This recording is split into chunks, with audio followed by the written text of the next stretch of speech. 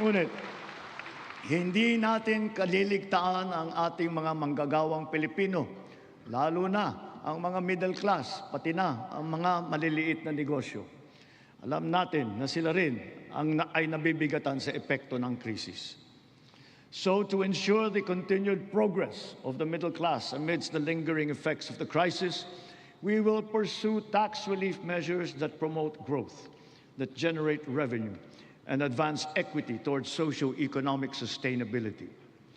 Kaya bilang natatanging proteksyon sa kanila at para mas mapakinabangan nila ang pinaghirapan nilang kita, nananawagan ako sa Kongreso upang maipasa ang batas na magbibigay ng bahagyang ginhawa para sa ating bayaring buwis.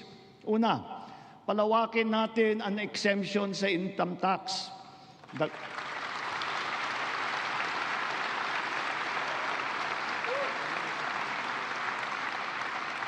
Dagdagan natin ang mga manggagawang malilibre sa buwis sa kanilang kita. Isasama na natin ang mga kumikita ng hindi lalagpas sa 350,000 pesos kada taon.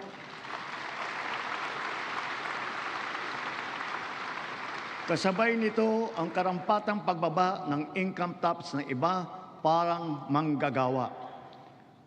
Pangalawa, ang mga maliliit na negosyo ay hindi napapatawan ng minimum corporate income tax.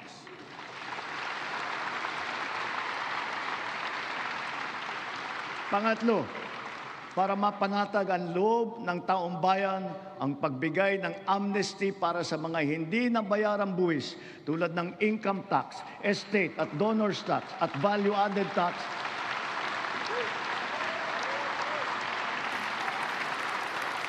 Kasama na rin dyan ang mga multa na kaakibat ng mga ito. Malinaw ang mga leksyon sa atin ng mga nagdaang buwan. Una,